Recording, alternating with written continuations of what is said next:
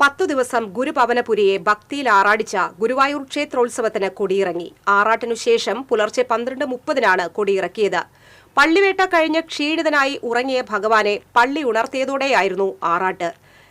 ഭഗവാന്റെ പഞ്ചലോഹത്തിടമ്പിലേക്ക് ചൈതന്യം ആവാഹിച്ച് എഴുന്നള്ളിച്ച് കൊടിമരത്തിന് സമീപം സ്വർണ്ണപ്പഴുക്ക മണ്ഡപത്തിൽ ദീപാരാധന നടത്തി. അതിനുശേഷം ഭഗവാൻ യാത്രാബലിക്കായി പുറപ്പെട്ടു. നൂറ്റാണ്ടുകൾ പഴക്കമുള്ള തങ്കത്തിടമ്പും സ്വർണ്ണക്കോലവും കൊമ്പൻ നന്ദന്റെ പുറത്ത് എഴുന്നള്ളിച്ചു. തന്ത്രി ചേന്നാസ് കൃഷ്ണൻ നമ്പൂതിരിപ്പാട് യാത്രാബലിക്ക് ഹവിസ് തൂവി. 5 ആനകളുമായി എഴുന്നള്ളിയ ഭഗവാന് മുന്നിൽ വാളും പരിചയമേന്തിയ കൃഷ്ണനാട്ടം കലാകാരന്മാർ ഉടുത്തുകെട്ടി ചുവടുവെച്ചു. ചോറ്റാനിക്കര വിജയന്മാരാരുടെ നേതൃത്വത്തിൽ 100ഓളം കലാകാരന്മാർ അണിനിരന്ന പഞ്ചവാദ്യം അകമ്പടിയായി. ഭഗവാന്റെ എഴുന്നള്ളിപ്പിനെ ഭക്തർ നിറപറയും നിലവിളക്കും വച്ച് സ്വീകരിച്ചു. എഴുന്നള്ളിപ്പ് വടക്കേ നടയിൽ എത്തിയതോടെ പഞ്ചവാദ്യം അവസാനിച്ച് പെരുവനം കുട്ടന്മാരാരുടെ നേതൃത്വത്തിൽ മേളം ആരംഭിച്ചു.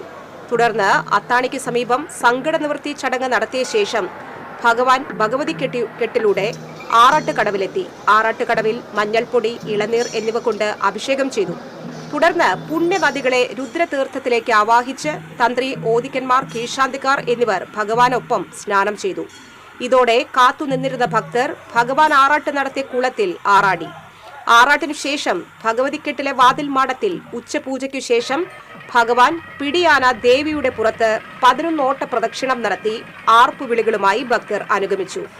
തുടർന്ന് തന്ത്രി ചേന്നാസ് ദിനേശൻ നമ്പൂതിരിപ്പാടിന്റെ മുഖ്യ കാർമ്മികത്വത്തിൽ കൊടിയിറക്കിയതോടെ ഉത്സവത്തിന് സമാപനമായി.